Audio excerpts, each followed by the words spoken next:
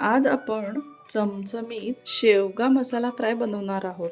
गरमागरम वरण भातासोबत असा शेवगा फ्राय नक्की खाऊन पहा. चला तर मग चमचमीत शेवगा मसाला फ्राय बनवूया. यासाठी मिक्सरमध्ये छोटंसं वाटण करून घेऊया. लोखंडाचा तवा मी गॅसवर ठेवला आहे.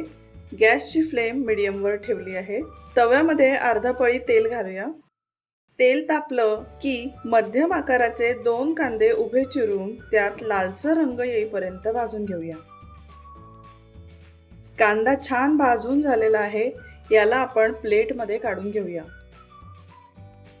आता आपण तव्यामध्ये 100 ग्राम सुक्या खोबऱ्याचे काप घालूया. गरजेपुरतं थोडंसं तेल घालूया. गॅसची फ्लेम मीडियमवर ठेवूया. खोबऱ्याला तसंच तेल सुटतं, जास्त तेल घालायची गरज नाहीये. दोनही बाजूनी चमच्याने हलवून आपण खोबरं सगळीकडून भाजून घेऊया.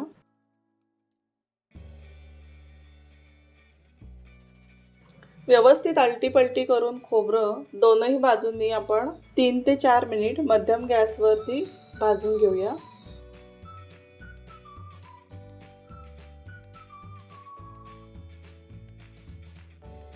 खोबरं छान खरपूस लालसर रंग येईपर्यंत भाजून झालेलं आहे. याला आपण प्लेटमध्ये काढून घेऊया. 2 कांदे उभे चिरून लालसर रंग येईपर्यंत भाजून घेतलेले आहेत. 100 ग्रॅम सुक्या खोबऱ्याचे काप आपण खरपूस तव्यामध्ये भाजून घेतलेले आहेत. 1 इंच आल्याचा तुकडा घेऊया. 20 ते 25 लसणाच्या पाकळ्या घेऊया. 1 मूठ कोथिंबीर घेऊया. सगळ्यात आधी आपण मिक्सरच्या भांड्यामध्ये खोबरं आणि लसणाच्या पाकळ्या एकत्र करून त्याचा वाटण आपण सगळ्यात आधी करून घेऊ. त्यामुळे सुक्कं खोबरं हे सगळ्यात आधी छान बारीक वाटलं जातं. त्याच्यात खोबऱ्याचे मोठे तुकडे राहत नाहीत. तुम्ही बघू शकता भाजलेलं खोबरं आणि लसूण छान मिक्सरमध्ये बारीक वाटून झालेलं आहे. यामध्ये अजिबात खोबऱ्याचा तुकडा राहिलेला नाही. आता आपण भाजलेला कांदा यामध्ये घालूया. 1 इंच आलं यामध्ये घालूया. आणि 1 मूठ कोथिंबीर आपण यामध्ये घालूया आणि मिक्सरला सगळं छान बारीक वाटून घेऊया. शेवगा मसाला फ्रायसाठी लागणारं वाटण तयार झालेलं आहे. 1 पाव शेवगा स्वच्छ धुवून आपण कट करून घेऊया. कढईमध्ये 1 ते 1.5 पळी तेल घालू. गॅसची फ्लेम मीडियमवर ठेवूया.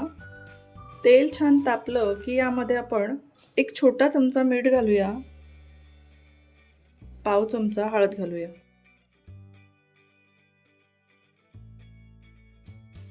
आता शेवग्याच्या शेंगा कढईमध्ये घालूया.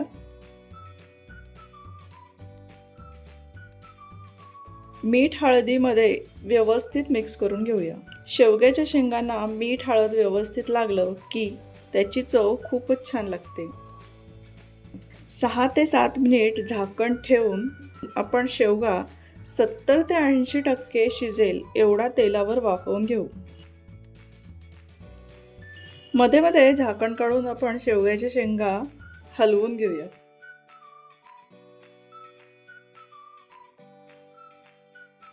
शेवग्याच्या शेंगांचा कलर बदलत आहे. थोडंसं हाताने दाबून पाहिलं तर छान अशा मऊसर झालेल्या असतात. आता शेवग्याच्या शेंगा आपण प्लेटमध्ये काढूया.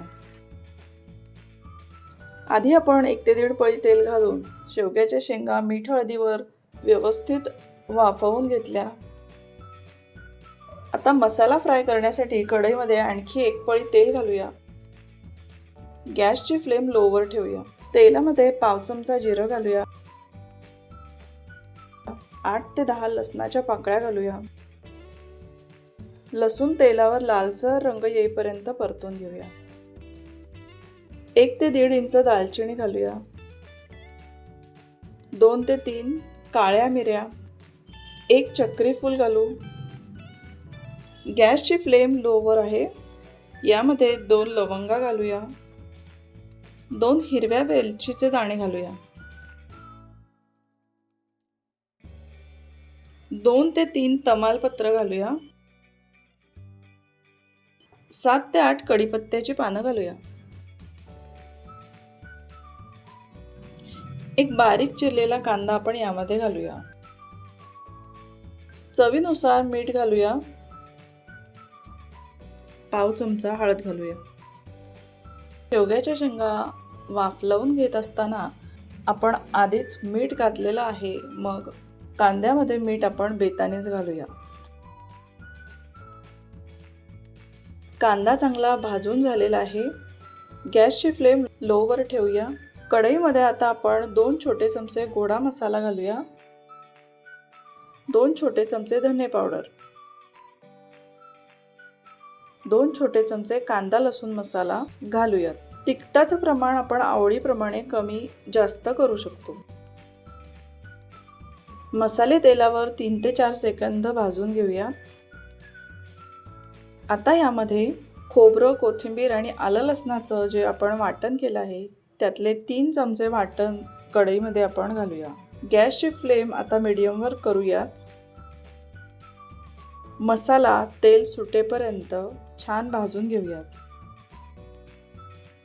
मसाला छान भाजून झालेला आहे. यामध्ये अर्धा ग्लास गरम पाणी घालूयात. आता वाफलवून घेतलेल्या शेवग्याच्या शेंगा यामध्ये घालूयात.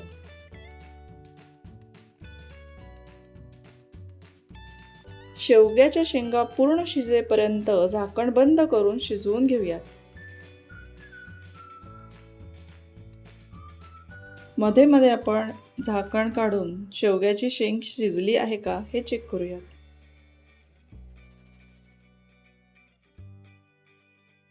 शेवगा छान शिजलेला आहे.